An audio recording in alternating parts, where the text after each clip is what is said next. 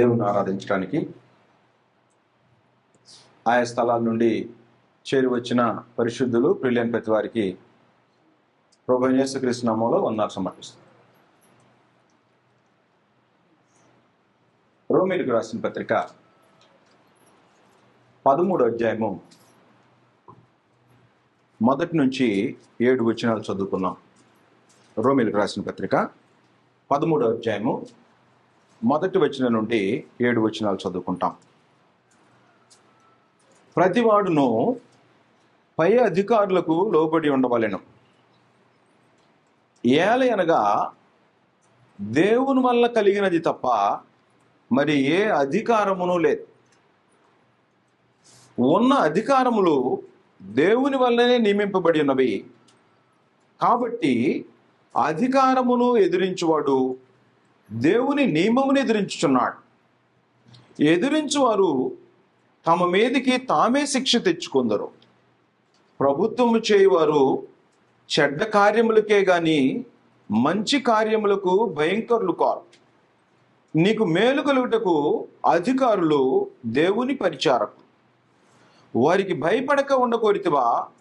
మేలు చేయు, అప్పుడు వారి చేత మెప్పు పొందుదువు. నీవు చెడ్డది చేసిన యెడల భయపడుము. వారు ఊరకయే ఖడ్గము ధరింపరో, కీడు చేయవాని మీద ఆగ్రహము చూపుటకై వారు ప్రతీకారం చేయు దేవుని పరిచారకులు. కాబట్టి ఆగ్రహ భయమును బట్టి మాత్రము కాక మనస్సాక్షిని బట్టి లోబడి ఉండుట ఆవశ్యకము. ఏలయనగా వారు దేవుని సేవకులై ఉండి ఎల్లప్పుడూ ఈ సేవ యందే పని కలిగి ఉందరు. ఎందుకే కదా మీరు పన్ను కూడా చెల్లించుచున్నారు. కాబట్టి ఎవనికి పన్ను వానికి పన్నును, ఎవనికి సుంకమో వానికి సుంకమును చెల్లించుడి. ఎవని ఎడల భయం ఉండవలెనో వాని ఎడల భయమును, ఎవని ఎడల సన్మానం ఉండవలెనో వాని ఎడల సన్మానమును కలిగి ఉండి అందరికీ వారి వారి రుణములను తీర్చుడే. అధికారములు దేవుని వలననే నియమింపబడి ఉన్నవి.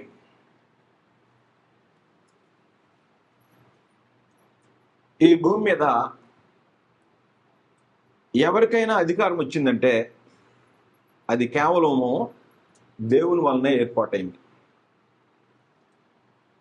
ఒకవేళ అధికారాన్ని కానీ ధిక్కరించితే దేవుని నియమాన్ని ఎదిరించాము అని అర్థం. ఈ భూమి మీద ప్రభుత్వం చేసేటువంటి, ప్రభుత్వం అంటే ఏలుబడి చేయటం, ప్రభుత్వం చేయటం అంటే ఏలుబడి చేయటం. ఈ ప్రభుత్వం చేసేటువంటి అధికారాన్ని దేవుడు ఇచ్చాడు అని అంటే మానవుల వల్ల కలిగింది కాదు. మానవుల్లో ఏ 10 మందిని కూడా మన ఇష్టం వచ్చినట్టుగా మనం నడపలే. హృదయాన్ని తిప్పేది దేవుడు, అధికారాన్ని ఇచ్చేది దేవుడు. అధికారానికి ఎవరికి ఇవ్వాలో, ఎవరి దగ్గర నుండి అధికారాన్ని తీసివేయాలో పరమందున దేవుని యొక్క కంట్రోల్లో ఉంటుంది. దేవుడు తప్ప ఈ భూమి మీద ఎవరు కూడా ఈ కార్యక్రమాన్ని జరిగించలేరు. పరలోకంలో కూడా ఎవరు ఈ కార్యక్రమాన్ని జరిగించలేరు. తీతుకు రాసిన పత్రిక 3వ అధ్యాయము 1 వచనం చదువుతాం. తీతుకు రాసిన పత్రిక 1వ అధ్యాయము 1 వచనం. అధిపతులకును అధికారులకును లోబడి విధేయులుగా ఉండవలననియు. అధిపతులకును అధికారులకును లోబడి విధేయులుగా ఉండాలి. ఇది పరమదేవుని యొక్క ఆజ్ఞ. పరమదేవుడు ఎలాంటి వాడు అని మనం చూసినట్లయితే, అధికారము అంటే ఏంటి అర్థం? అధికారం అంటే అర్థం ఏంటంటే ఆదేశాలు ఇవ్వటానికి కానీ, నిర్ణయాలు తీసుకోవటానికి కానీ, వాటిని విధేయతగా మనుషులందరూ చేసేటట్టుగా చేయగలిగినటువంటి శక్తి లేదా హక్కు, దాన్ని అధికారం అన్నాం. అధికారం అంటే ఆదేశాలు జారీ చేయటం, ఒక కొత్త విషయాన్ని ఆదేశం ఇవ్వటం, 2 నిర్ణయాలు తీసుకోవటం, 3 వాటికి విధేయత చూపించేటట్టు చేయటాన్ని అమలు చేసేటువంటి శక్తి లేదా హక్కు, దాన్ని అధికారం. ఈ అధికారాన్ని భూమి మీద ఉండే వాళ్ళు ఏమనుకుంటున్నారంటే ప్రజలు ఇచ్చారు మాకు ఈ అధికారం అనుకుంటున్నారు.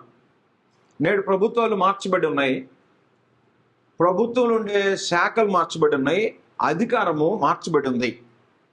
ఈ అధికారాన్ని మార్చింది వాళ్ళ దృష్టిలో ప్రజలు అనుకుంటున్నారు, కానీ ప్రజలు మార్చరు. ప్రజల్ని మార్చేది దేవుడు, ప్రజల యొక్క హృదయాన్ని మార్చేది దేవుడు, అధికారాన్ని ఇచ్చేటువంటిది దేవుడు మాత్రమే. కాబట్టి ఆ హక్కు ఎవరికి ఉంది? ఈ అధికారాన్ని ఆదేశాలు ఇచ్చే హక్కు నీకు ఇచ్చింది ఎవరు? నిన్ను ప్రభుత్వంలో నియమించింది ఎవరు అనే సంగతి మీకు తెలియాల్సినటువంటి అవసరం ఉంది.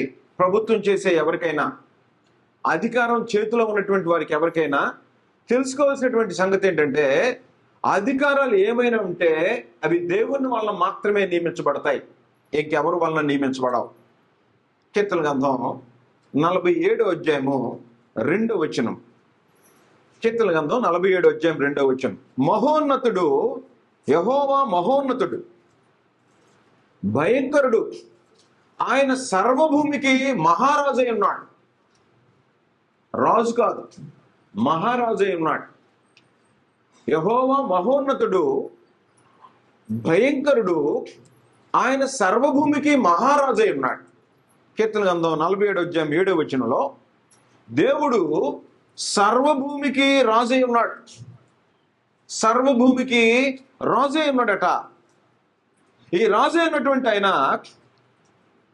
తన రాజ్యాన్ని ఏలుబడి చేస్తూ మానవులందరినీ ఏలుబడి చేస్తున్నటువంటి పరమోన్నత దేవుడు మొట్టమొదట ఆదాముని విధేయత కోరుకున్నాడు. అంటే అధికారం కలిగినటువంటి వ్యక్తి ఒక నిర్ణయాన్ని తీసుకుంటే ఆ నిర్ణయానికి ఆదేశం జారీ చేస్తే దానికి విధేయత చూపించడం అనేది ఎవరైతే పరిపాలించబడుతున్నారో వాళ్ళ యొక్క విధేయం ఉంటుంది. ఎవరు ఏలుబడి చేస్తున్నారో ఏలుబడి చేసేటువంటి వాళ్ళకి విధేయత చూపించడము అధికారం యొక్క పవర్. కాబట్టి అధికారికి ఎదురు తిరగకూడదు. ఈ అధికారికి ఎదురు తిరగకుండా ఆ విధేయతను అమలు చేసేటువంటి శక్తే అధికారం. ఈ అధికారం ఎవరి దగ్గర ఉంటుంది? దేవుని దగ్గర ఉంటుంది. ఈ అధికారి దేవుడు ఏలుబడి చేస్తుంటే ఆదాము మొట్టమొదట దేవుని యొక్క అధికారాన్ని తిరస్కరించాడు, దేవుని యొక్క మాటకు అవిధేయుడయ్యాడు. కాబట్టి అవిధేయత చేస్తే ఎవరైనా చెప్పిన మాట వినకపోతే పనిష్మెంట్ ఇచ్చేటువంటి శక్తి అధికారం అనుకుంటుంది. అందువల్ల దేవుడు ఏం చేశాడంటే పనిష్మెంట్ ఇచ్చాడు. పనిష్మెంట్ ఇచ్చి దేవుని సన్నిధిలో నుంచి తోసివేశాడు. తోసివేసి జీవవృక్ష ఫలాలు భుజించకుండా, తనతో పాటు నిరంతరం జీవించకుండా, తన సన్నిధిలో ఉండకుండా త్రోసివేశాడు. త్రోసివేసి తిరిగి మానవ జాతిని పునరుద్ధరించాడు. మానవ జాతి విస్తరించిపోయింది. ఈ మానవ జాతి విస్తరించడంతో పాటు దేవుని యొక్క అధికారాన్ని లెక్క చేయకుండా తమ అధికారాన్ని స్థాపించడానికి పూనుకొని దేశంలో అనేకమైన రాజ్యాలు ఏర్పడిపోయినాయి. ఆ రాజ్యాలు ఏర్పడి జరుగుతూ ఉంది. ప్రక్కనే రాజులు. దేవుడు తన ప్రజలైన వారికి నీతి నియమాలు అనుగ్రహిస్తున్నాడు. ఈ నీతి నియమాలు అనుగ్రహించి జీవించేటువంటి వారు ఈ లోకంలో మృతి పొందితే తన దగ్గరుండేటువంటి అధికారం తాను ఇచ్చినటువంటి ఆజ్ఞల్లో పెట్టాడు. తాను ఇచ్చినటువంటి ఆజ్ఞల్లో ఏం చేశాడంటే భూమి మీద అలాగ జీవించి ఎవరైనా చనిపోతే అలాంటి వారు యుగయుగాలు తనతో పాటే ఉంచుకునేటువంటి విధేయత యొక్క ఫలితం ఏంటంటే నిత్య జీవాన్ని ఇవ్వటానికి దేవుడు ఏర్పాట్లు చేశాడు. అయితే కాలక్రమంలో దేవుడు ధర్మశాస్త్రాన్ని ఇచ్చాడు. ఈ ధర్మశాస్త్రాన్ని ఆచరించేటువంటి జనాల్లో మాకు కూడా రాజు కావాలని కోరాడు. రాజు కావాలని కోరినప్పుడు ఎలాంటి రాజు ఉండాలో దేవుడు తెలియచేశాడు. ద్వితీయోపదేశకాండం 18వ అధ్యాయం 17వ అధ్యాయంలో రాజుకు ఉండాల్సినటువంటి లక్షణాలు చెప్పాడు. రాజుకు ఉండేటువంటి లక్షణాలు ఏంటంటే, ప్రాథమికమైన లక్షణం దేవుని ధర్మశాస్త్రాన్ని ఎరిగిన వాడై ఉండాలి. దేవుని పక్షంగా ప్రజల్ని ఏలుబడి చేసేటువంటి హృదయం కలిగిన వాడై ఉండాలి. దానికోసం ధర్మశాస్త్రం అంతా నేర్చుకున్న వాడై ఉండాలి. దివారాత్రాలు దాన్ని ధ్యానం చేసిన వాడై ఉండాలి. అలాంటి వ్యక్తి ప్రభుత్వం చేయటానికి, రాజే ఏలుబడి చేయటానికి దేవుడు కోరుకున్నాడు. రాజు ఏలుబడి చేసే ఆయనకి 3 ముఖ్యమైన శాఖలు ఉంటాయి. మానవులు ప్రారంభం నుండి 3 ముఖ్యమైన శాఖలు ఉంటాయి. ఒకటి శాసనం చేసేటువంటి శాసనం, అంటే చట్టం చేసేటువంటి హక్కు, అది దేవునికి మాత్రమే ఉంది. 2 కార్యనిర్వాహక శాఖ, ఆ చేయబడిన చట్టాన్ని ప్రజల దగ్గరికి తీసుకెళ్లేటువంటి ఒక శాఖ ఉంటుంది. 3వ శాఖ న్యాయశాఖ, జ్యుడిషియరీ. ఈ 3 ప్రభుత్వాన్ని నడుపుతాయి. ఈ ప్రభుత్వాన్ని నడిపేటువంటి 3 ముఖ్యమైన శాఖలు, మొట్టమొదటిది శాసనం, శాసనాలు చేయాలి. 2 వాటిని అమలు చేయాలి. 3 ఆ అమలు చేసేటప్పుడు ఎక్కడైనా పొరపాట్లు చేస్తే న్యాయం తీర్చడానికి న్యాయశాఖ ఉంటుంది. ప్రతి దేశంలో కూడా పరమందున దేవుడు ప్రభుత్వానికి ఇచ్చినటువంటి 3 ముఖ్యమైనటువంటి ఏర్పాట్లు. ఒకటి చట్టము, 2 నిర్వహణ, 3 దాన్ని తప్పిపోయినప్పుడు, అవిధేయులైనప్పుడు న్యాయంగా శిక్షించేటువంటి ఒక ఏర్పాటుని ప్రభుత్వానికి ఇచ్చాడు పరమందున దేవుడు. దేవుని పక్షంగా ఏలుబడి చేస్తారు ప్రజలు, నాయకులు. దేవుని యొక్క హృదయంలో ఏం ఆలోచన ఉందో ఆ ఆలోచనని ప్రజలకు అందించడానికి దేవుడు ఏర్పాటు చేసిందే ప్రభుత్వం. దానికి ఇచ్చిందే అధికారం. ఈ అధికారాన్ని ఏం చేయాలి మనుషులనంటే, దేవుని యొక్క న్యాయ విధులు ఎరిగిన వారై ఉండాలి. దేవుని యొక్క చట్టాన్ని ఎరిగిన వారై ఉండాలి. దేవుని యొక్క చట్టం ఎరిగి ఆ చట్టాన్ని యాజ్ ఇట్ ఈజ్ గా అమలు చేయగలిగినటువంటి కార్యనిర్వాహక వ్యవస్థను ఏర్పాటు చేసుకోవాలి. దాన్ని తప్పినప్పుడు న్యాయంగా శిక్షించేటువంటి ఒక వ్యవస్థను కూడా ఏర్పాటు చేసుకోవాలి. ఇలా కానీ కొనసాగిస్తుంటే ఆ రాజ్యము శాశ్వతంగా ఉంటుంది. ప్రజలు ఎన్నడూ తిరుగుబాటు చేయరు. అధికారము శాశ్వతంగా ఉంటుంది. ఇది చేయగలిగినటువంటి ఏకైక వ్యక్తి పరమందున దేవుడు. మానవులకి అలాంటి ఛాన్స్ ఇచ్చి చూశాడు. ద్వితీయోపదేశకాండం 17వ అధ్యాయంలో 18వ వచనం, అతడు రాజ్య సింహాసనం మందు ఆసీనుడైన తరువాత లేవీలైన యాజకుల స్వాధీనంలో ఉన్న గ్రంథమును చూచి ఆ ధర్మశాస్త్రమునకు ఒక ప్రతిని తన కొరకు రాసుకొనవలెను. కొత్త చట్టము చేయకూడదు. కొత్త చట్టము చేయకూడదు. దేవుని ప్రజలను ఏలుబడి చేసేటువంటి వ్యక్తి క్రొత్త చట్టాలు చేయకూడదు. క్రొత్త చట్టం అంటే దేవుని నీతికి విరోధంగా ఏ చట్టం కూడా చేయకూడదు. అది అతని యొద్ద ఉండవలెను. అంటే ఇశ్రాయేలుని ఏలుబడి చేయడానికి దేవుడు ఏర్పాటు చేసిన చట్టం ఏంటి? ధర్మశాస్త్రం. ఈ ధర్మశాస్త్రానికి ఏం కలపకూడదు, ఏమీ తీసివేయకూడదు. ఈ ధర్మశాస్త్రాన్ని ఎరిగిన వాడై ఉండాలి. ఈ ధర్మశాస్త్రాన్ని ఎరిగి దాన్ని ప్రజల్లో చేయగలిగినటువంటి, నిర్వహించగలిగినటువంటి వ్యక్తులను పెట్టుకోవాలి. దానికే సైన్యానికి అధ్యక్షుడు, దేశానికి ప్రధానమంత్రి, మంత్రులు, ముఖ్యమంత్రులు, ఉద్యోగులు, న్యాయ వ్యవస్థ, ఇవన్నీ రాజుగా ఏలుబడి చేయాలి, ప్రభుత్వం చేయాలనుకునేటువంటి వ్యక్తికి తెలిసి ఉండాలి.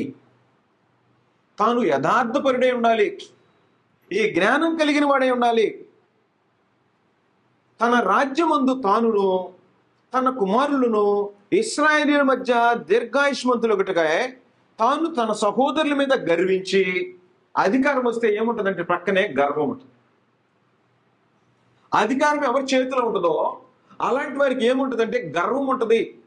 కాబట్టి గర్వించి ఈ ధర్మమును విడిచిపెట్టి కుడికి గాని ఎడమకు గాని తొలగకుండానట్లు తన దేవుడైన యెహోవాకు భయపడి, గర్వం రాకుండా ఉండాలంటే ఏం చేయాలి? యెహోవాకు భయపడాలి. యెహోవాకు భయపడితే ధర్మశాస్త్రాన్ని మాత్రమే అమలు చేయాలి. తన ఇష్టాన్ని అమలు చేయకూడదు. తన ఇష్టాన్ని అమలు చేయడానికి ప్రయత్నం చేయకూడదు. ఈ ధర్మము గర్వించి ఎవరైతే తనకి అధికారము ఇవ్వటానికి కారకులయ్యారో, ఇశ్రాయేలీయులు జనాభా ఉంటే కదా రాజు ఉండేది, ప్రజలుంటే అధికారం ఉంటుంది. ఆ ప్రజల మీద గర్వించి, సహోదరుల మీద గర్వించి, ఈ ధర్మమును విడిచిపెట్టి కుడికి గాని ఎడమకు గాని తను తొలక్కుండినట్లు తన దేవుడైన యెహోవాకు భయపడి ఈ ధర్మశాస్త్ర వాక్యములన్నిటినీ, ఈ కట్టడలను అనుసరించి నడువ నేర్చుకొనుటకు అతడు తాను బ్రతుకు దినములన్నిటను ఆ గ్రంథమును చదువుచుండవలెను. కాబట్టి ఈ రోజున ప్రభుత్వం చేసే, ప్రపంచ దేశాల్లో ఏ ప్రభుత్వం చేసేటువంటి అధికారైనా, ఏ మంత్రి అయినా, ఎంత హోదా కలిగిన వాడైనా మొదట తెలుసుకోవాల్సినటువంటి కార్యక్రమం ఏంటంటే ధర్మం తెలిసిన వాడై ఉండాలి. ఈ ధర్మం తెలిసిన వాడు ధర్మానుసారంగా నడుచుకునే గుణం కలిగిన వాడై ఉండాలి. దానికోసం దేవుని న్యాయ విధులు, ఆ కట్టడలు, ఆజ్ఞలు ప్రతిరోజు చదువుతుండాలి. ప్రభుత్వాన్ని ఏలుబడి చేసేటువంటి ఏ వ్యక్తి అయినా సరే దేవుడు చేయమన్న మొట్టమొదటి పని ఏంటంటే ధర్మం ఎరిగిన వాడై ఉండాలి. ఈ ధర్మం ఎరగకుండా ప్రభుత్వం చేస్తానుంటే, అధికారాన్ని వినియోగిస్తానంటే పరమందున దేవుడు సమయం ఇస్తాడు, దిద్దుకోవటానికి ఛాన్స్ ఇస్తాడు. ఒకవేళ అలాగాని చేయకుండా తన ఇష్టాన్ని నెరవేర్చి గర్వించి ప్రజలకు విరోధంగా కార్యక్రమాలు చేయాలని పూనుకుంటే అలాంటి వ్యక్తిని ఏం చేస్తాడంటే సింహాసనం మీద నుంచి పడదోస్తాడు. భూమి మీద ఎలాంటి గొప్ప వ్యక్తి అయినా సింహాసనాన్ని ఇచ్చాడు అంటే అధికారాన్ని ఇచ్చాడు అని అర్థం. నీకు ప్రభుత్వం ఇచ్చాడు అని అంటే, ప్రభుత్వం చేసే హక్కు నీకు ఇచ్చాడంటే, అధికారం ఇచ్చాడంటే దేవుని యొక్క అధికారానికి మొదట నువ్వు లోబడాలనే సంగతి నీకు తెలియాల్సిన అవసరం ఉంది. ఒకవేళ అలా తెలియకుండా కానీ కుడికి కానీ ఎడమకు కానీ ఈ ధర్మాన్ని విడిచిపెట్టి ఎవరైనా కానీ నడుచుకుంటే అలాంటి వారికి ఏం చేస్తాడంటే రాజ్య సింహాసనం నుంచి పడదూసేస్తాడు. మొట్టమొదట ఇలాగ సందేశం అనుగ్రహించాడు. మొదటి సమూయేలు గ్రంథం 9-10 అధ్యాయాలు అవసరం లేదు కానీ సౌలుని రాజుగా ఏర్పాటు చేశాడు. సౌలుని రాజుగా ఏర్పాటు చేసి దేవుడు తన మనసులో ఉన్న కోరికను చెప్పాడు. అమాలేకీయులను నిర్మూలన చేసిరా అన్నాడు. తన సొంత జ్ఞానాన్ని వినియోగించాడు. సింహాసనం నుంచి దించి దావీదుకి ఇచ్చాడు. దావీదు అన్యాయంగా పరిపాలన స్టార్ట్ చేసినప్పుడు ప్రవక్తను పంపించాడు. పంపించి సమాచారం అందిస్తే వెంటనే పశ్చాత్తాపడ్డాడు. నిజమే, నేను పాపం చేశాను, నీ సన్నిధిని దూరం చేయొద్దు, నీ పరిశుద్ధాత్మ నా ఎదురు నుంచి తొలగించొద్దు వేడుకున్నాడు. పరమందున దేవుడు కనికరించి ఆయనకు వాగ్దానం చేశాడు. ఏం చేశాడంటే నీ మట్టుకు నీ సంతానం స్థిరంగా ఉంటుంది, సూర్యుడున్నంతకాలము చంద్రుడున్నంతకాలం నీ సింహాసనం ఉంచుతా, నీ సింహాసనం మీద నీ గర్భఫలంలో ఉంచేవాడిని ఒకడిని కూర్చొని పెడతాను, యుగయుగములు ఉంచుతా ఆయన రాజ్యం అంతం లేకుండా ఉంచుతాననే వాగ్దానాన్ని చేశాడు. ఆ తర్వాత సొలొమోను సింహాసనం ఎక్కాడు. సింహాసనం ఎక్కితే తనకి ఇష్టం వచ్చినట్టు కార్యక్రమాలు చేశాడు. అన్ని దేవతలను పూజించాడు. పూజించడానికి గుళ్ళు కట్టాడు. దేవుడు పిలిస్తే దావీదులాగా తిరిగి వచ్చిన వాడు కాదు. ఆ తర్వాత రాజ్యాన్ని 2 ముక్కలు చేసి 19 మంది ఇశ్రాయేల్ రాజులు, ఏ రాజు కూడా ధర్మశాస్త్రాన్ని అనుసరించి నడిచిన వాడు కాదు. అష్షూరీలకి క్రీస్తుపూర్వం 722లో అష్షూరీలకి బానిసలుగా అప్పగించాడు. ఇశ్రాయేల్ రాజ్యం అంతమైపోయింది. 2 గోత్రాలు, యూదా గోత్రము, బెన్యామీను గోత్రం నిలబడింది. యూదుల రాజ్యం ఏలుబడి రెహబాము, సొలొమోను కుమారుడైన రెహబాము మొదలుకొని సిద్కియా లాస్ట్ రాజు వరకు ఏలుబడి చేస్తే దేవుని ధర్మశాస్త్రాన్ని అనుసరించి నడుచుకోవటానికి పూనుకున్నటువంటి రాజు కనిపించలేదు. పరమందున దేవుడు రాజ్య సింహాసనం మీద ఎవరినైనా కూర్చోబెడితే మొట్టమొదటి చేసేటువంటి కార్యక్రమం ఏంటంటే 2 దినవృత్తాంతాల గ్రంథము 23వ అధ్యాయం. సింహాసనం మీద కూర్చుండే ఎవరికైనా, ఈరోజు ప్రభుత్వం చేసే ఎవరికైనా ఇదే వర్తించిద్ది. లేకపోతే పరమందుని దేవుడు సౌల్లాగా తొలగిస్తాడు, సొలొమోనులాగా తొలగిస్తాడు, ఇశ్రాయేల్ రాజుల వలె తొలగిస్తాడు, యూదుల రాజుల వలె తొలగిస్తాడు. 10వ వచనం. అప్పుడు వారు రాజకుమారిని బయటకు తోడుకొని వచ్చి అతని మీద కిరీటం ఉంచి ధర్మశాస్త్ర గ్రంథమును అతని చేతికిచ్చి అతనికి పట్టాభిషేకం చేసిరి. ధర్మశాస్త్ర గ్రంథమును అతని చేతికిచ్చి కిరీటం పెట్టి, కిరీటం అంటే ప్రభుత్వం చేయి, అధికారం చేయని కిరీటం పెట్టి చేతిలో ఏముంచారు? ధర్మశాస్త్రం ఉంచారు. ఈరోజు పరమందుని దేవుడు ఏమిచ్చాడు? రాజ్యాధికారాన్ని ఇచ్చాడు. ఆ అధికారం పొందినటువంటి వ్యక్తి తల మీద కిరీటం, ఏలుబడి చేసేటువంటి అధికారం, చేతిలో ఏముండాలి? ధర్మశాస్త్రం. నీకే ధర్మం ఉందో ఆ ధర్మాన్ని నడిపించడానికి దేవుడు నీకు కిరీటం పెట్టాడు, నీకు అధికారం ఇచ్చాడు అనేటువంటి సంగతి అధికారం చేసే, ప్రభుత్వం చేసే ఏ వ్యక్తి హృదయంలోనైనా ఉండాలి. అందుకని ప్రమాణం చేసేటప్పుడు మీరు చూసారో లేదో, దైవ సాక్షిగా ప్రమాణం చేస్తున్నాను, దేవుని ఎదుట ప్రమాణం చేస్తున్నానని రాజ్యాంగంలో కూడా రాసి పెట్టారు. ప్రమాణం చేసేటప్పుడు ఏం చేశాడు? ప్రజలకు నీతివంతమైన, న్యాయవంతమైన పాలన, పక్షపాతం కానీ రాగద్వేషాలు కానీ లేకుండా ప్రజల్ని పరిపాలిస్తానని ప్రమాణం చేసేటువంటి ఒక ఏర్పాటుని ప్రభుత్వాలకి దేవుడు ఏర్పాటు చేశాడు. ఈ రోజున ముఖ్యమంత్రులు కానీ, ప్రధానమంత్రి కానీ, ప్రపంచ దేశాన్ని ఏలేటువంటి ఎవరికైనా పరమందుని దేవుడు ఎలాంటి ప్రమాణమే చేయించాడు, మనం చూసాం. కాబట్టి ప్రమాణం చేసినటువంటి వాళ్ళు ఏం చేయాలి? రాగద్వేషాలకు తావు లేకుండా ధర్మాన్ని కాపాడుతానని ప్రమాణం చేశాడు. దైవ సాక్షిగా ప్రమాణం చేశాడు.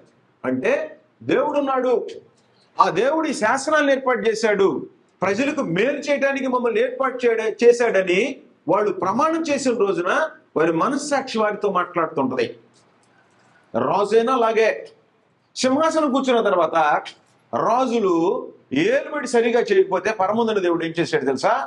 తన చిత్త ప్రకారము ఏలుబడి చేయాలని, ఇశ్రాయేలీయుల్ని ఏలాలని అన్ని జనుల కంటే గొప్పగా ఏర్పాటు చేసినటువంటి దేవుని రాజ్యము నీతి నియమాలు ఏర్పాటు లేకుండా తమ ఇష్టం వచ్చినట్టు కార్యక్రమాలు చేస్తే సింహాసనం మీద కూర్చున్నటువంటి వ్యక్తికి ఆధారం లేకుండా పోతే సింహాసనాన్ని రద్దు చేస్తాడు పరమందుని దేవుడు, సింహాసనం నుంచి తొలగిస్తాడు. కీర్తనల గ్రంథం 87వ అధ్యాయము 2వ వచనం. కీర్తనల గ్రంథం 97వ అధ్యాయము 2వ వచనం ఇలా చెప్తుంది: మేఘాంధకారములు ఆయన చుట్టూ నుండును, నీతి న్యాయములు ఆయన సింహాసనమునకు ఆధారములు. కాబట్టి ఈ రోజు సింహాసనం ఎక్కినటువంటి వాడు ఎవరైనా, ఏ ప్రభుత్వం చేసే సింహాసనం మీద కూర్చున్నటువంటి వ్యక్తికైనా ఆధారం ఏమై ఉండాలి? ధర్మము. దాన్నే నీతి న్యాయము. ధర్మం ఎరిగి పరిపాలన కొనసాగించి న్యాయమైన అధికారులను పెట్టుకొని, న్యాయమైన మంత్రులను పెట్టుకొని ఏలుబడి చేస్తే భూమి మీద అలాంటి వాళ్ళని తొలగించడానికి ఎవడ వశం కాదు. దేవుడు అలాంటి వారిని చిరకాలం ఉంచుతాడు, అందులో ఏం మార్పు లేదు. కానీ గర్వించారనుకో, గర్వించితే ఏం జరుగుద్ది? నాశనం వస్తుంది. ఎవరైనా గర్వించారంటే నీకు ఇవ్వబడినటువంటి స్థానంలో గర్వం కానీ నీ హృదయంలో కానీ వచ్చిందా, ఆ గర్వం ఏం చేసిందంటేను నిన్ను పతనానికి తీసుకెళ్ళిద్ది. సామెతల గ్రంథం 16వ అధ్యాయము 18వ వచనం. సింహాసనం ఎక్కినటువంటి వాళ్ళకి ఉండకూడని లక్షణం గర్వం. మనుషుల్లోకి అధికారం ఏం చేసిందంటే గర్వాన్ని తెచ్చిపెట్టింది. 16వ అధ్యాయము 18వ వచనం. సామెతల గ్రంథం 16వ అధ్యాయము 18వ వచనం. నాశనమునకు ముందు గర్వము నడుచును, పడిపోవటకు ముందు అహంకారమైన మనసు నడుచును. అహంకారమైన మనసు నడిస్తే ఏం చేస్తాడు? దానియేలు గ్రంథం 4వ అధ్యాయము 37వ వచనం. ఎలాగో నెబుకద్నెజరును నేను పరలోకపు రాజు యొక్క కార్యములన్నీ సత్యములను ఆయన మార్గములు న్యాయములై ఉన్నవనియు గర్వముతో నటించు వారిని ఆయన అణపశక్తుడనియు, గర్వంతో ఎవడైనా నటిస్తే ఆయన అణపశక్తుడని సింహాసనాన్ని పోగొట్టుకున్నటువంటి నెబుకద్నెజరు చెప్తున్నాడు. ఆయనను స్తుతించుచు కొనియాడుచు ఘనపరుచున్నాను. కాబట్టి భూమి మీద అధికారం పొందినటువంటి వ్యక్తి మొట్టమొదట తెలుసుకోవాల్సినటువంటి సంగతి ఏంటంటే, దేవుడు ఎవరో, నాకు ఈ అధికారాన్ని ఇచ్చినటువంటి దేవుడు ఎవరో. ప్రపంచంలో ఏ వ్యక్తి అయినా తెలుసుకోవాల్సినటువంటి సంగతి దేవుడు ఎవరో తెలుసుకోవాలి. నిజమైన దేవుడు ఎవరో, ఈ విశ్వాన్ని సృజించిన ఆయన ఎవరో, మానవుల్ని సృజించిన ఆయన ఎవరో, అధికారాలని ఏర్పాటు చేసిన ఆయన ఎవరో తెలిసి ఎరిగి పరిపాలన చేసేటువంటి మనిషి భూమి మీద ఉన్నాడంటే పరమందుని దేవుడు ఆయన్ని బట్టి ఆనందిస్తాడు. ఒకవేళ అలా తెలియకపోయినా భూమి మీద న్యాయంగా పరిపాలన చేయాలనే కోరికన్నా కూడా ఉంచుతాడు. లేదు, దేవుని ప్రజలు దేవునికి విరోధంగా తిరిగినప్పుడు అలాంటి వారికి బుద్ధి చెప్పడానికి కూడా దేశంలో సమర్థులైనటువంటి వ్యక్తిని సింహాసనాన్ని ఎక్కిస్తాడు. కాబట్టి సింహాసనాన్ని ఎక్కించేది ఎవరు? దేవుడే. అధికారాన్ని నియమించింది ఎవరు? దేవుడే. ఈ దేవుడే ఈ అధికారాన్ని నియమించాడు. ఎవరి ద్వారా నియమించాడు? ప్రభువైన యేసుక్రీస్తు ద్వారా నియమించాడు. కొలసీలు రాసిన పత్రిక 1వ అధ్యాయం. ఈ చట్టం ఎరగకుండా, దేవుని యొక్క చిత్తం ఎరగకుండా భూమి మీద పరిపాలన ఎవరు చేసినా అలాంటి వారి యొక్క అధికారము దేవుడు కూలదోస్తాడు. 16వ వచనం, కొలసీ పత్రిక 1వ అధ్యాయం 16వ వచనం. ఏలయనగా ఆకాశమందున్నవియు భూమి అందున్నవియు దృశ్యమైనవి గాని అదృశ్యమైనవి గాని అవి సింహాసనములైనను ప్రభుత్వములైనను ప్రధానులైనను అధికారములైనను సర్వమును ఆయన యందు సృజింపబడెను. సర్వమును ఆయన ద్వారాను ఆయన బట్టి సృజింపబడెను. కాబట్టి మానవుని సృజించిన దేవుడు ప్రభుత్వాన్ని గాని సింహాసనాన్ని గాని ప్రధానులు గాని అధికారాన్ని గాని ఎందుకు ఏర్పాటు చేశాడంటేను ఆయన ద్వారా ఆయనను బట్టి ప్రజలకు మేలు కలుగుద్దని, ప్రజలకు మేలు చేయటానికి ప్రభుత్వాన్ని ఏర్పాటు చేసింది మేలు జరిగించడానికి. రోమీయులకు రాసిన పత్రిక 13వ అధ్యాయం మనం ఇప్పుడు చదువుకున్నాం. తిరిగి దాన్ని రివ్యూ చేస్తాం. మొదటిగా రోమీయులకు రాసిన పత్రిక 13వ అధ్యాయంలో ప్రభుత్వం అధికారాన్ని పొందినటువంటి వాళ్ళు ఏం తెలుసుకోవాలి తెలుసా? ఏలయనగా 1వ వచనం, దేవుని వలన కలిగినది తప్ప మరి ఏ అధికారము లేదు. ఉన్న అధికారములు దేవుని వలన నియమింపబడినవి. 3వ వచనం, ప్రభుత్వము చేయవారు. ప్రభుత్వం చేసేవారికి పరమదేవుడు చెప్తున్నటువంటి సందేశం, ఎవరైతే ప్రభుత్వాన్ని ఏర్పాటు చేశారో, ప్రభుత్వం ఏర్పాటు చేయటానికి ఏ దేవుడు కారకుడై ఉన్నాడో ఆ దేవుడు ఏం చెప్తున్నాడంటే,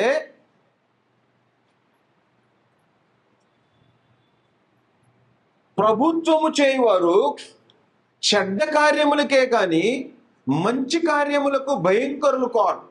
అంటే అర్థం ఏంటంటే, చెడ్డ కార్యక్రమాలు చేసేవారి మీద భయంకరులు ఉంటాడు. దేవుడు భయంకరుడై ఉన్నాడు అని చదివే ముందు కీర్తన గ్రంథంలో దేవుడు ఏమై ఉన్నాడు?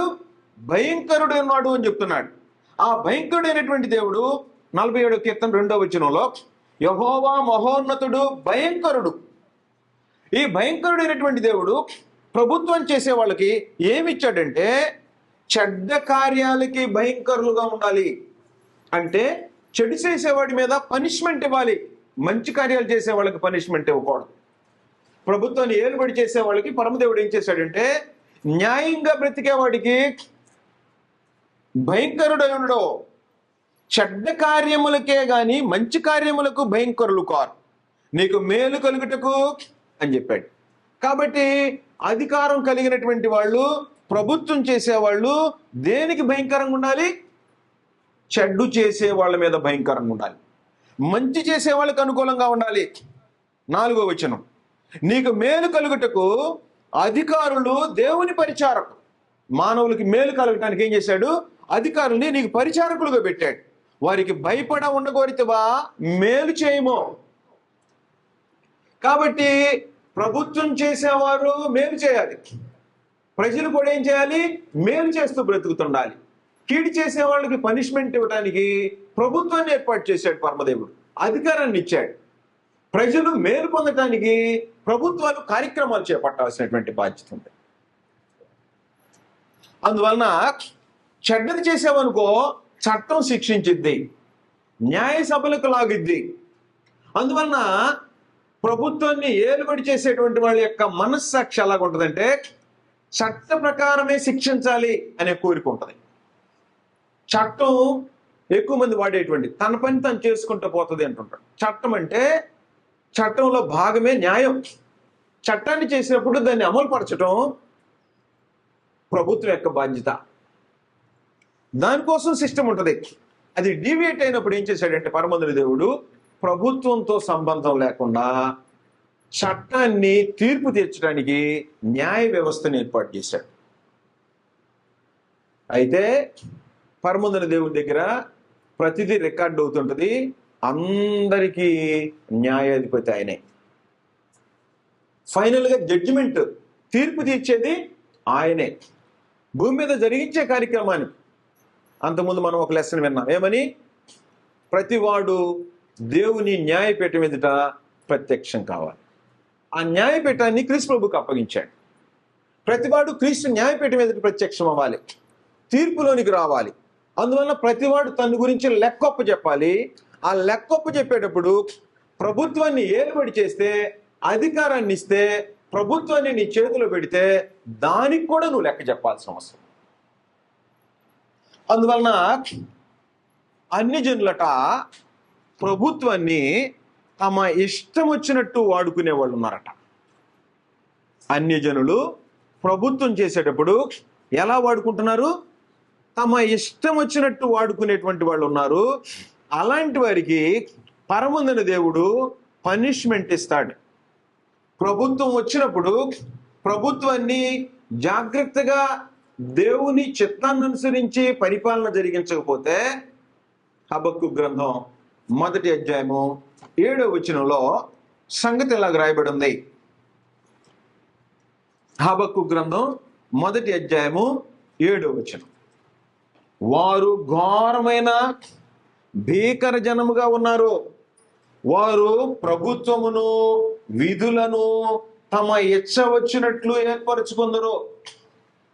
నీతి న్యాయములు లేకుండా అధికారం పొందినటువంటి వాళ్ళు ఘోరమైన భీకర జనముగా వారు ప్రభుత్వమును విధులను తమ ఇచ్చ వచ్చినట్లు ఏర్పరచుకుందరు. ఎలాంటి వారికి పనిష్మెంట్ ఉంది. అయినా అలాంటి వారికి లోబడాలి. అలాంటి వారికి ఏ విషయంలో లోబడాలి, ఏ విషయంలో లోబడకూడదు అనేది పరమదేవుడు డిసైడ్ చేసి పెట్టాడు. ఏ విషయంలో లోబడాలి ప్రభుత్వానికి, మనం ఏ విషయంలో లోబడకూడదు అంటే మనుషులు పెట్టే ప్రతి కట్టడకి, ప్రభుత్వం నియమించే ప్రతి విధికి మనం లోబడాలి. ఒకే విషయంలో మాత్రం ప్రభుత్వానికి లోబడకుండా జీవించుతున్నట్లు, దేవుని ప్రజలలాగు జీవించుతున్నట్లు దేవుని గ్రంథం మనకి దానియేలు గ్రంథము ప్రత్యేకంగా మనకి వివరిస్తుంది. దానియేలు గ్రంథం 3వ అధ్యాయంలో ప్రత్యేకమైనటువంటి శాసనం వచ్చింది. రాజుగారు ఏం చేశాడంటే నెబుకద్నెజర్ అనేటువంటి రాజు, ఈ నెబుకద్నెజర్ అనేటువంటి రాజు ఏం చేశాడంటే రాజు చేత అక్కడుండేటువంటి ప్రధానులు ఏం చేయించారంటే, దేవుని ప్రజలు ఉన్నారు ఇక్కడ, వారు విగ్రహారాధన చేసేవాళ్ళు కాదు. అన్ని జనులు విగ్రహారాధన చేసుకుంటే వాళ్ళని ఆటంకపరిచేవాళ్ళు కూడా కాదు. దేవుడు ఎవరో తెలియజేస్తారు. ఈ విశ్వాన్ని సృజించిన దేవుడు ఎవరో తెలియజేస్తారు దేవుని ప్రజలు. మేము దేవుడు వద్దయ్యా మేము విగ్రహారాధన చేసుకుంటామంటే బలవంతం చేసేవాళ్ళు కాదు. కానీ దేవుణ్ణి ఎరిగిన వాళ్ళు విగ్రహారాధన చేయమని చెప్తే ఆ ఆజ్ఞకు మాత్రం లోపాడు. దేవుడిచ్చిన ఆజ్ఞల్లో మొదటి ఆజ్ఞ ఏంటంటే, నీ దేవుడైన యెహోవా నేనే, నేను తప్ప వేరొక దేవుడు నీకు ఉండకూడదు. పైన ఆకాశం అందే గాని, కింద భూమి అందే గాని, భూమి కింద నీళ్ళలో అందే గాని ఉండు దేని రూపమునైనను చెక్కిన విగ్రహమునైనను నీవు చేసుకొనకూడదు. వాటికి సాగిల పడకూడదు. ఏలయనగా నేను రోషము గల దేవుడు. కాబట్టి విశ్వాన్ని సృజించిన దేవుణ్ణి వదిలిపెట్టి, సృష్టికర్తను వదిలిపెట్టి, సృష్టిని పూజించమని ఎవరైనా నిన్ను బలవంతం చేస్తే దానికి నువ్వు లోబడాల్సిన అవసరం లేదు. దానికి లోబడాల్సిన అవసరం లేదు. బంగారు విగ్రహాన్ని పెట్టించారు. ఎందుకు పెట్టించారంటే దానియేలు యొక్క కీర్తి వెళ్ళిపోతుంది. దానియేలు యొక్క బలము బలహీనత ఒకటే, దేవుడు. ఇతర దేవతల్ని దేవుణ్ణి పూజించడం, దేవుని మీదే ఆధారపడి జీవించేవాడు.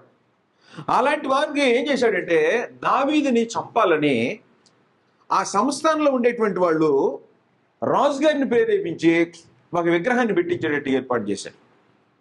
పెట్టిస్తే అప్పుడు ఏం చేశాడంటే ఆ విగ్రహం పెట్టినప్పుడు ఒక ప్రత్యేకమైనటువంటి వాయిద్యాలు ఉంటాయి. 10వ వచనం, 3వ అధ్యాయం 10వ వచనం. రాజా తాము ఒక కట్టడం నియమించితిరి, ఏదనగా బాకాను, పెళ్ళంగ్రోవిని, పెద్ద వీణెను, విపంచికను, సింఫోనియను, సకల విధములకు వాద్యధ్వనులను విను ప్రతివాడు సాగిలిపడి ఆ బంగారు ప్రతిమకు నమస్కారము చేయవలెను. సాగిలిపడి నమస్కరింపని వాడెవడో వాడు మండుచున్న అగ్నిగుండములో పడవేయబడును. రాజా తాము షడ్రకు, మేషకు, అబేద్నెగోను 3 యూదులను బబులోను దేశంలో నుండి రాజకార్యములు విచారించుటకు నియమించుతురే. మీ రాజ్యంలో 3 ఉన్నారయ్యా. వాళ్ళు బబులోను వాళ్ళు, దాసులుగా తీసుకురాబడిన వారు. ఆ మనుషులు తమరి ఆజ్ఞను లక్ష్య పెట్టట్లేదు, తమరి దేవతలను పూజించటలేదు, తమరు నిలవబెట్టించిన బంగారు ప్రతిమకు నమస్కరించుటే లేదు అన్నారు. కంప్లైంట్ పెట్టారు రాజుగారి దగ్గర. అందుకు నెబుకద్నెజరు అత్యాగ్రహమును రౌద్రమును గలవాడై షడ్రకు, మేషకు, అబేద్నెగోను పట్టుకొని రెండని ఆజ్ఞగా వారో మనుషులను పట్టుకొని రాజసన్నిధికి తీసుకొని వచ్చిరి. అంతటా నెబుకద్నెజరు వారితో ఇట్లేనను, షడ్రకు, మేషకు, అబేద్నెగో, మీరు నా దేవతను పూజించడం లేదనియు నేను నిలవబెట్టించిన బంగారు ప్రతిమకు నమస్కరించట్లేదు నాకు వినబడేది. అది నిజమా? ఇది నిజమేనా అన్నాడు. బాకాను, పిల్లంగ్రోవిని, పెద్ద వీణెను, సింఫోనియను, విపంచికను, సకల విధములకు వాద్యధ్వనులను మీరు విని సమయంలో సాగిలిపడి నేను చేయించిన ప్రతిమకు నమస్కరించుటకు సిద్ధముగా ఉండిన ఎడలా సరే, మీరు నమస్కరింపని ఎడలా తక్షణమే మండుచున్న వేడిమి గల అగ్నిగుండములో మీరు వేయబడుదురు. నా చేతిలో నుండి మిమ్మును విడిపింపగల దేవుడు ఎక్కడున్నాడు? ఇది ఆయన అహం. ఈయన చేతికి అధికారం ఇచ్చింది ఎవరు? దేవుడే. సిద్కియా కాలంలో ఇర్మియాని పంపించి చెప్పాడు, నెబుకద్నెజరుని పంపించబోతున్నా, దాసులు ఏనండి, ఎదురు తిరిగితే చంపేస్తాడు, కానీ ఆయన్ని సేవించండి, నన్ను ఆరాధించండి. రాజుకు సేవ చేయండి, నన్ను ఆరాధించండి. నన్ను ఆరాధించడానికి కానీ ఎదురు తిరిగితే లోపడొద్దు, కానీ రాజుకు లోపడండి. అన్ని విషయాల్లో లోపడండి. ఆరాధించే విషయంలో, పూజించే విషయంలో మాత్రము నెబుకద్నెజరు కాదు, ఈ ప్రపంచంలో ఎవడికి అలాంటి స్థానం లేదు. ఏ దేవుణ్ణి పూజించమని చెప్పేటువంటి హక్కు లేదు. రాజ్యాంగం ప్రకారం కూడా లేదు, భారత రాజ్యాంగం ప్రకారం కూడా లేదు. ఎవరి మనస్సాక్షి ప్రకారం, ఎవరి మనసు ప్రకారం, ఎవరి అంతఃకరణం ప్రకారం, వారు నేర్చుకున్న దాని ప్రకారం, ఇష్టం ఉన్న దాని ప్రకారం ఆయా దేవుళ్ళని పూజించుకోవటానికి ప్రతి మనిషికి స్వాతంత్ర్యం ఉంది. కానీ నువ్వు తెలుసుకోవాల్సినటువంటిది ఏంటంటే దేవుడు ఎవరో, ఈ విశ్వాన్ని సృజించిన దేవుడు ఎవరో ఎరిగి ఆయన్ని పూజించడానికి కానీ పూనుకున్నప్పుడు ఈ భూమి మీద ఉండే ఏ ప్రభుత్వమైనా, ఏ అధికారైనా నిన్ను కానీ దానికి విరోధంగా ప్రేరేపించి నిన్ను శిక్షించాలని ప్రయత్నం చేస్తే ప్రభుత్వాలు కూలిపోతాయి. అప్పుడు చెప్తున్నాడు, వాళ్ళ ధైర్యం చూడండి. ఏమయ్యా, సౌండ్ వినబడినప్పుడు మీరు రియాక్ట్ అవ్వట్లేదట, అగ్నిగుండంలో వేస్తాను మిమ్మల్ని అన్నాడు. ఏమంటున్నాడు తెలుసా? 16వ వచనం. షడ్రకును, మేషకును, అబేద్నెగోను రాజుతో ఎలాగ చెప్పాను, ఎవడయ్యా, ఏ దేవుడే నా చేతిలో నుంచి మిమ్మల్ని రక్షించాడంటే మాట్లాడుతున్నాడు. రాజుగారు అంటలా, నెబుకద్నెజరు ఇందుని గురించి నీకు ప్రత్యుత్తరం ఇవ్వాలన్న చింత మాకు లేదు, నీకు దీని గురించి రిప్లై ఇవ్వాల్సినటువంటి అవసరం మాకు లేదు. మేము సేవించుచున్న దేవుడు మండుచున్న ఈ వేడిమి గల అగ్నిగుండములో నుండి మమ్మల్ని తప్పించి రక్షించుటకు సమర్థుడు. ఆయన సృష్టికర్త. ఏ దేవుడు నా చేతుల నుంచి రక్షిస్తాడు అంటున్నావా? మా దేవుడు రక్షిస్తాడు.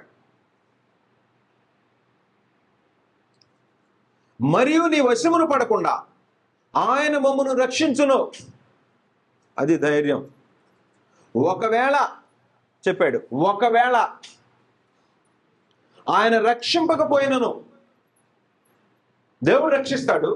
ఒకవేళ రక్షించకుండా మేమే చనిపోవాలంటే చనిపోతాం. రక్షింపకపోయినను రాజా, మీ దేవతలను మేము పూజింపమనియు నీవు నిల్వ పెట్టించిన బంగారు ప్రతిమకు నమస్కరింపమనియు తెలుసుకొనుము. దేవుడు ప్రజలకు ఉండాల్సినటువంటి మొట్టమొదటి లక్షణం ఇది. దేవుని తప్ప ఇంకా ఎవరిని సాగిలపడి పూజించమని ప్రేరేపిస్తే అది తప్ప. ఇంకా ఏ అధికారానికైనా, ప్రభుత్వం విధించే ఏ అధికారానికైనా లోపడ. ట్యాక్స్ వేశారు, ట్యాక్స్ కట్టాలి. ఇంటి పన్ను వేశారు, ఇంటి పన్ను కట్టాలి. ఇన్కమ్ ట్యాక్స్ ఉంది, ఇన్కమ్ ట్యాక్స్ కట్టాలి. బండి కొనుక్కున్నావు, రోడ్ ట్యాక్స్ కట్టాలి, రోడ్ ట్యాక్స్ కట్టాయి. ఇన్సూరెన్స్ కట్టాలి, ఇన్సూరెన్స్ కట్టాయి. ఫలానా దానికి వేశారు, ఫలానా రూల్స్ పాటించు. అన్ని రూల్స్ పాటించు. డ్రైవింగ్ లైసెన్స్ ఉండాలి, లైసెన్స్ తెచ్చుకో. ప్రభుత్వం విధించే అన్ని విధులు. ఫలానా అధికారం వస్తున్నాడు, లోబడు. అధికారి పిలిచాడు, వెళ్ళు. అధికారానికి లోబడి ఏ కార్యక్రమాన్ని చేయి. కానీ దేవుణ్ణి పూజించే విషయంలో మాత్రం ఏమన్నారు వీళ్ళు? మేము పూజించాం, అందులో అనుమానం లేదా అని తెలుసుకో. ఏ దేవుడు రక్షిస్తాడని తెలుసుకునేటట్టు చేస్తాడు. ఏం చేశాడు తెలుసా? అరే 7 అంతలు రైజ్ చేయండి రా అన్నట్టు. పవర్ ఉంది కదా, అధికారం ఉంది కదా, అగ్నిగా ఉండన్నట్ట. 7 అంతలు బాగా వేడి చేయండి అన్నట్టు. రాజుగారి కోపం వచ్చేసి, దేవుడు నాకు ఈ అధికారాన్ని ఇచ్చాడు అనే సంగతి మర్చిపోయాడు నెబుకద్నెజరు. దేవుడెవరో తెలియలేనికి, దేవుడెవరో తెలియకుండా విగ్రహాలను పెట్టి, ఆయన పూజించే దేవతలను పెట్టి కార్యక్రమాలు జరిగించిన దేవుడేమో పట్టించుకోలేదు. తన సేవకుల్ని, తన ప్రజల్ని పూజించమని బలవంతం చేస్తే పరమందున దేవుడు ఏం చేశాడో తెలుసా? వాళ్ళు ముగ్గురిని ఇస్తేనట, షడ్రకు, మేషక్, అబేద్నెగో అనేటువంటి ముగ్గురిని ఇస్తే అగ్నికి అంతకంత మండే గుండం 7 అంతలు రైజ్ చేసి విసిరేశారు. విసిరేసిన మనుషులు కాలిపోయారు, చనిపోయారు. ఈ ముగ్గురితో పాటు 4వ మనిషి కనపడుతున్నాడు. చూశాడు, ఆ ముగ్గురిని బయటికి తీసుకురండి రమ్మన్నాడట. ఏమన్నాడు తెలుసా? 26వ వచనం. అంతటా నెబుకద్నెజరు వేడిమి కలిగి మండుచున్న ఆ గుండము వాకిలి దగ్గరకు వచ్చి, షడ్రకు, మేషకు, అబేద్నెగో అయిన వారులారా, మహోన్నతుడకు దేవుని సేవకులారా. ముందేమన్నాడు? మిమ్ముని విడిపింపగల దేవుడు ఎక్కడున్నాడు అర్థమైంది. ఇప్పుడు ఏమంటున్నాడు? షడ్రకు, మేషకు, అబేద్నెగో అయిన వారులారా, మహోన్నతుడకు దేవుని సేవకులారా, బయటికి వచ్చి నా ఎద్దుకు రండి అని పిలువగా షడ్రకు, మేషకు, అబేద్నెగో ఆ అగ్ని నుండి బయటికి వచ్చిరి. అధిపతులను, సేనాధిపతులను, సంస్థాధిపతులను, రాజు యొక్క ప్రధాన మంత్రులను కూడి వచ్చి ఆ మనుషులను పరీక్షించి వారి శరీరములకు అగ్ని ఏ హాని చేయకుండాటయో, వారి తల వెంట్రుకలలో ఒకటైనను కాలిపోకుండాటయో, వారి వస్త్రములు చెడిపోకుండాటయో, అగ్ని వాసనైనను వారి దేహములకు తగిలి ఉండటను తగలకుండాటయో చూచిరే. 22వ వచనం. రాజాజ్ఞ తీవ్రమైనందునను గుండము మిక్కిలి వేడిమి గలదైనందునను షడ్రకు, మేషకు, అబేద్నెగోలను విసిరివేసిన మనుషులు అగ్ని జ్వాలల చేత కాల్చబడి చనిపోయారు. వీరికేమో అగ్ని వాసన కూడా అంటలేదు, బట్టలు కాలిపోలేదు, వణుకు వచ్చేసేసింది మనిషికి. వెన్నులోగా దేహం యొక్క పరిస్థితే మారిపోయింది. ఏమంటున్నాడు తెలుసా? నెబుకద్నెజరు షడ్రకు, మేషకు, అబేద్నెగోను వీరి దేవుడు పూజార్హుడు. ఎవడు నా చేతిలో నుంచి రక్షించేది అన్నాడు కదా. విగ్రహాన్ని పెట్టి, బంగారు ప్రతిమ పెట్టి నమస్కారం చేయమంటే దేవుడు ఎవరో రుజువు చేసుకున్నాడు. షడ్రకు, మేషకు, అబేద్నెగోను వీరి దేవుడు పూజార్హుడు. ఆయన తన దూతనంపి తను ఆశ్రయించిన దాసులను రక్షించెను. కాబట్టి ప్రభుత్వాన్ని ఏలుబడి చేసేటువంటి ప్రతి ప్రభుత్వ అధినేత తెలుసుకోవాల్సినటువంటి సంగతి ఏంటంటే, ఏ దేవుడు లేడు, దేవుడు ఒక్కడే అని యెహోవా. ఆయన ప్రజలు జోలికి వస్తే పరమందుని దేవుడు చూస్తూ ఊరుకునేవాడు కాదు. ఎందుకంటే ఆయన నిన్ను కూడా నిర్మించినవాడు, ఈ సృష్టిని ఏలుబడి చేసేవాడు, ఈ భూమిని ఆకాశాన్ని చేసినవాడు, ప్రజలందరినీ నీ అధికారానికి లోబరిచినవాడు. నీవు ప్రజలకు మేలు చేస్తావని, నీతి న్యాయములు అనుసరిస్తావని, నీవు కూడా దేవుని తెలుసుకుంటావని నీకు అధికారాన్ని ఇచ్చాడు, ప్రభుత్వాన్ని నీ చేతిలో పెట్టాడు. కాబట్టి అలాంటి వారికి మనం ఏంటంటే, దేవుడు ఎవరో ఒక్కసారి ఆలోచన చేసుకోవాలి. ప్రభుత్వాన్ని ఏలుబడి చేసేవారు ధర్మం ఏదో ఎరగాలి, దైవ సాక్షిగా ప్రమాణం చేసిన ఆ దేవుణ్ణి గుర్తెరగాలి. ఆయన్ని పూజించేటువంటి వారిని ఇబ్బంది పెట్టడానికి ప్రయత్నం చేయకూడదు. ఒకవేళ చేస్తే దేహం మాత్రమే రాలిపోద్ది, దేహానికి మించి ఇంకేం పోదు. పరమందుని దేవుడు సింహాసనాన్ని దించేస్తాడు. అయిపోయింది, చెప్పేసేసాడు. ఏం చెప్తున్నాడు తెలుసా? 29వ వచనంలో చెప్పాడు, కాగా నేను ఒక శాసనమును నియమించుచున్నాను, ఏదనగా ఈ విధముగా రక్షించుటకు సమర్థుడకు దేవుడుగాక మరి ఏ దేవుడునూ లేడు. ఎవడు రక్షిస్తాడన్న ఆయన చెప్తున్నాడు తెలుసుకొని. కాగా ఏ జనుల్లో కానీ, రాష్ట్రములో కానీ, ఏ భాష మాట్లాడే వారిలో కానీ షడ్రకు మేషకు అబేద్నెగో అయిన వారి దేవుడు, దేవుని ఎవడు దూషించునో. మళ్ళీ శాసనం బయలుదేరింది. షడ్రక్ మేషక్ అబేద్నెగోలు పూజించే దేవుణ్ణి పూజిస్తుంటే అగ్నిగంధకంతో మండే గుండంలో వేసిన రాజు చక్రవర్తి, ప్రపంచ చక్రవర్తి, ఆంధ్ర రాష్ట్రానికి కాదు, భారతదేశానికి కాదు. నెబుకద్నెజరు క్రీస్తుపూర్వం 7వ శతాబ్దంలో 620 నుండి సుమారుగా 586 వరకు బబులోను సామ్రాజ్యం, అంటే బబులోనీలు ఏలుబడి చేసినటువంటి సామ్రాజ్యానికి అధినేత అయినటువంటి నెబుకద్నెజరు ప్రపంచ విజేత. అలాంటి ప్రపంచ విజేత అయినటువంటి ఆయన గర్వించితే ఆయనకి దేవుడు ఎవరో తెలియజేసి ఆయన ద్వారా ఏం చెప్తున్నాడు తెలుసా? ఏ జనుల్లో కానీ, రాష్ట్రములో కానీ, ఏ భాష మాట్లాడే వారిలో కానీ షడ్రకు మేషకు అబేద్నెగో అని వారి దేవుని దూషింతురో, ఎవడు దూషించునో వాడు తుత్తునీయలుగా చేయబడును, వాని ఇల్లు ఎప్పుడును పెంటకుప్పగా ఉండుననేడం. కాబట్టి ప్రపంచంలో ఉండే అధినేతలందరూ, ప్రభుత్వాల్ని ఏలుబడి చేసేటువంటి వాళ్ళందరూ దేవుడు ఎవరో ఎరగాలి, దేవుణ్ణి గుర్తించాలి. అయిపోయింది. నెబుకద్నెజరు గుర్తించాడు. 4వ అధ్యాయంలో నెబుకద్నెజరుకే ఇన్ఫర్మేషన్ మరలా. అడవిలోకి తరిమేశాడు, గడ్డి మేపిచ్చాడు, పశువులాగా చేశాడు. అప్పుడు మాట్లాడుతున్నాడు. 17వ వచనం, 4:17. ఈ ఆజ్ఞ జాగరూకులకు దేవతల వలన ప్రకటన అనుసరించి జరుగును, నిర్ణయమైన పరిశుద్ధుల ప్రకటన అనుసరించి సంభవించును. మహోన్నతుడకు దేవుడు మానవుల రాజ్యము పైన అధికారి అయి ఉండి, గుర్తుపెట్టుకోవాలి ఇదంతా. మహోన్నతుడకు దేవుడు మానవుల రాజ్యము పైన అధికారి అయి ఉండి తానెవరికి అనుగ్రహింప ఇచ్చేయించునో, ఎవరికి ఇవ్వాలనుకుంటాడో వారికి అనుగ్రహించుననియు, ఆయా రాజ్యముల పైన అత్యల్ప మనుషులను ఆయన నియమించుచున్నాడనియు మనుషులందరూ తెలుసుకున్నట్లు. మానవ జన్మెత్తిన ఎవడైనా, ఏ అధికారైనా, ఏ ప్రభుత్వం చేసేవాడైనా ఏం తెలుసుకోవాలి తెలుసా? దేవుడు ఎవరికి ఆ రాజ్యాన్ని, అధికారాన్ని అనుగ్రహించాలని కోరుకుంటాడో ఆ రాజ్యం మీద అత్యల్పులైనటువంటి మనుషులు అత్యల్పులు దేవునితో పోలిస్తే అని తెలుసుకోవాలన్నాడు.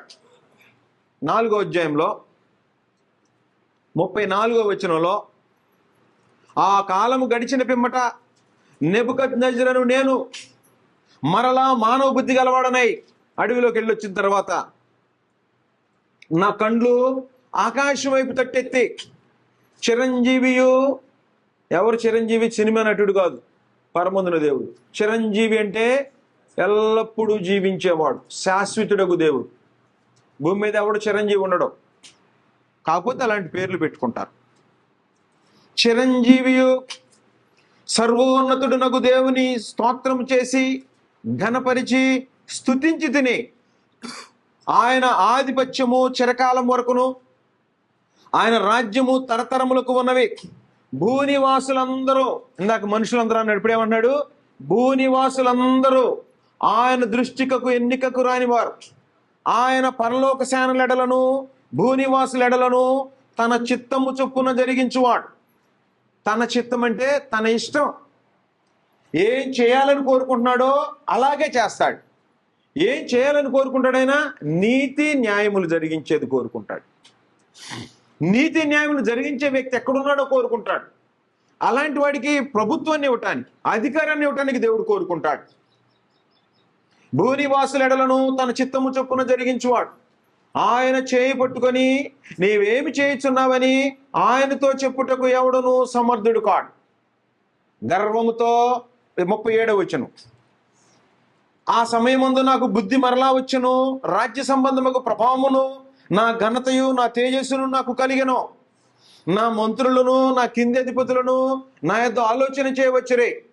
అంటే ప్రభుత్వాలు తొలగిపోయినాక దేవుడు ఎవరో ఎరిగి దేవునికి విధేయత చూపించి విధేయత బ్రతుకుతుంటే దేవుడు తిరిగి అధికారాన్ని ఇస్తాడు.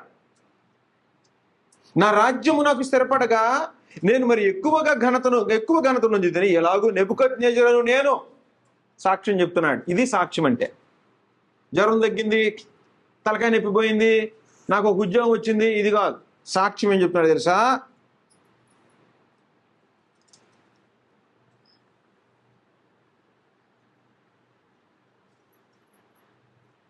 ఎలాగూ నెబుకద్నెజరును నేను, పరలోకపు రాజు యొక్క కార్యములన్నీ సత్యములు, ఆయన మార్గములు న్యాయములై ఉన్నవనియు, గర్వముతో నటించు వారిని ఆయన అనపశక్తుడనియు ఆయనను స్తుతించుచు కొనియాడుచు ఘనపరుచుచున్నాను. కాబట్టి పరమందున దేవుడు మానవులు దేవుని యొద్ద నుంచి తొలగిపోతే అధికారాన్ని తొలగిస్తాడు. దేవునికి విరోధంగా కార్యక్రమాలు చేస్తే అధికారాన్ని తొలగిస్తాడు. దేవుని ప్రజమై ఉన్నావా, దేవుని ఆజ్ఞను అనుసరించి నడవటానికి చూసుకో. ఒకవేళ దేవుని సంబంధం కావా, నీకు ఇవ్వబడిన ధర్మాన్ని నెరవేర్చడానికి, నీతి న్యాయముగా దేశాన్ని పరిపాలించడానికి ఆలోచించేయాలి. అది కావాలి అని అంటే దేవుడు ఎవరో నీకు తెలియాలి. నీతి న్యాయాలు సింహాసనం ఎవరు ఆశీనులై ఉన్నారో ఆ దేవుణ్ణి ఎరిగితే నీ సింహాసనం శాశ్వతంగా. అంటే శాశ్వతం అంటే భూమి మీద ఎవడు శాశ్వతం ఉన్నాడు, కానీ భూమి మీద నీ సింహాసనాన్ని కొంతకాలం ఆయన ఉపయోగించుకోవడానికి ప్రయత్నం చేస్తాడు. అందువలన ఈ భూమి మీద ప్రభుత్వం ఏర్పాటు చేయాలన్నా, అధికారం కావాలన్నా పరమదేవుని యొక్క చేతిలోనే ఉంటుంది. ఆయన సింహాసనం నీతి న్యాయానికి ఆధారమైనటువంటి సింహాసనం. ఆయన తన ప్రజల్ని ఏర్పాటు చేయడానికి మానవుల్లో కొంతమందిని అధికారులుగా, ప్రభుత్వాలు చేసేటువంటి వాళ్ళుగా ఏర్పాటు చేస్తాడు. ఆ ప్రభుత్వాలు ఏర్పాటైనటువంటి వ్యక్తులు దేవుణ్ణి ఎరగాలి, ఆయన ధర్మాన్ని ఎరగాలి. నీ మనస్సాక్షి చెప్తుంది ఏది ధర్మమో ఏది అధర్మమో, ఏ చట్టం చేయాలో ఏ చట్టం చేయకూడదో. న్యాయంగా పేదల్ని, ప్రజల్ని సుఖవంతంగా జీవించడానికి ప్రభుత్వం ఏర్పాటు చేసిన కారణం ఏంటంటేను, రాజులు, అధికారులు, ఏలికలను దేవుడు ఏర్పాటు చేసేది ఎందుకంటే భూమి మీద ప్రజలందరూ సుఖంగా జీవించడానికి, పరిపాలన అందించాలని పరమందుని దేవుడు ఈ ఏర్పాట్లు చేశాడు. ఈ అధికారాన్ని ఇచ్చాడు. ఈ అధికారాన్ని ఇవ్వటంలో, ప్రభుత్వాన్ని, అధికారం నీ చేతికి ఇవ్వటంలో ఆయన ఉద్దేశం ఏంటంటే 1 తిమోతి 2వ అధ్యాయము 1వ వచనం, మనము సంపూర్ణ భక్తియు మాన్యతయు కలిగి నెమ్మదిగాను సుఖముగాను బ్రతుకు నిమిత్తము. ప్రభుత్వాన్ని ఇచ్చింది ఎందుకో తెలుసా? భక్తిగా జీవించాలి ప్రజలు, దేవుడు ఎవరో తెలుసుకోవాలి, నెమ్మదిగా ఉండాలి, సుఖంగా బ్రతకాలి ప్రజలందరూ. అందుకే ప్రభుత్వాలు. అన్నిటికంటే ముఖ్యముగా మనుషులందరి కొరకును, రాజుల కొరకును, అధికారులందరి కొరకును విజ్ఞాపనలను, ప్రార్థనలు, యాచనలు, కృతజ్ఞతాస్తుతులు చేయవలనని హెచ్చరించుచున్నాను. కాబట్టి దేవుడు ప్రభుత్వాలను ఏర్పాటు చేసేటప్పుడు మనుషులందరూ సుఖంగా జీవించాలి, మనుషులందరూ నెమ్మదిగా బ్రతకాలి, రాష్ట్రంలో శాంతి ఉండాలి, ప్రపంచంలో శాంతి ఉండాలి. అలాంటి శాంతి భద్రతలో నెరవేర్చేటువంటి వ్యక్తుల్ని మాకు ప్రభుత్వాలు చేసేటువంటి వాళ్ళుగా ఏర్పాటు చేయమని ప్రార్థన చేయాలి. అలా ఏర్పాటు చేయబడినటువంటి ప్రభుత్వాలు ప్రజలు సుఖంగా నెమ్మదిగా బ్రతకడానికి ప్రభుత్వాన్ని దేవుడు నీ చేతిలో ఉంచాడు అనే సంగతి గుర్తుపెట్టుకొని పరిపాలన చేస్తే పరమందున దేవుడు ఆనందిస్తుంటాడు. నీకు ఇచ్చిన సింహాసనం, నీకు ఇచ్చినటువంటి అధికారం, నీకు ఇచ్చినటువంటి ప్రభుత్వాన్ని కొనసాగించడానికి దేవుడు ఆలోచన చేస్తాడు. ఒకవేళ నిజంగా దేవుని ఎరిగి పరిపాలన చేసావా, శాశ్వతమైన జీవంలో ప్రవేశిస్తావు. దేవుని సింహాసనం దగ్గరికి వెళ్ళిపోతావు, యుగయుగాలు దేవుని దగ్గరికి ఉండటానికి అవకాశం ఉంటుంది. అందువలన మనుషుల్లో ఉండేటువంటి వ్యక్తుల్ని ప్రభుత్వాలు చేయటానికి దేవుడు ఏర్పాటు చేసింది ఎందుకంటే ప్రజలు సుఖంగా నెమ్మదిగా బ్రతకటానికి.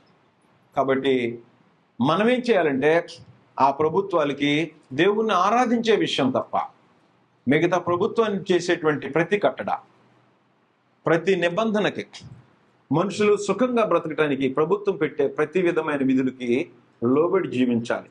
కాదు వ్యతిరేకంగా జీవిస్తామంటే చట్ట ప్రకారం పనిష్మెంట్ నువ్వు భూమి మీద పొందుతావు. కాదని చట్టాలను ఇష్టం వచ్చినట్టుగా ప్రభుత్వం వాడుకుంటే దేవుని దగ్గర పనిష్మెంట్, భూమి మీద ఇస్తాడు పనిష్మెంట్, ఆ తర్వాత అక్కడ కూడా పనిష్మెంట్ ఇస్తారు. ఇంతకీ సందేశం ఏంటంటే భూమి మీద నువ్వు ప్రభుత్వం చేసేవాడివైనా, ప్రభుత్వ పాలన కింద బ్రతికేవాడివైనా, పాలించేవాడివైనా, పాలితుడివైనా, పాలింపబడేవాడివైనా, పాలించేవాడివైనా దేవుని యొక్క నీతిని, యథార్థతను అనుసరించి భూమి మీద మనుషులందరూ సుఖంగా నెమ్మదిగా బ్రతకటానికి నీ వంతు నువ్వు కృషి చేయకుండా దేవునికి విరోధమైన కార్యక్రమాలు చేస్తే, గర్వించితే సింహాసనం నుంచి పడదోసి గడ్డి మేపించగలిగినటువంటి శక్తిమంతుడైనటువంటి దేవుడు. ఆ దేవుని గుర్తెరిగి ప్రభుత్వాలు, అధికారులు, ప్రజలు శాంతిగా నెమ్మదిగా బ్రతికేటట్టుగా ప్రభుత్వాలను ఏలుబడి చేసేటట్టుగా మనందరం ప్రార్థన చేయాలి. ప్రభుత్వాలకి విధేయత చూపించి బ్రతకాలని, దేవుణ్ణి ఆరాధించేటట్టు, దేవుడు ఎవరో తెలుసుకునేటట్టుగా ప్రభుత్వాలు అలాగ పనిచేయాలని ప్రభువైన యేసుక్రీస్తు పేరిట మీ అందరికీ వందనాలు సమర్పిస్తూ ముగిస్తాం.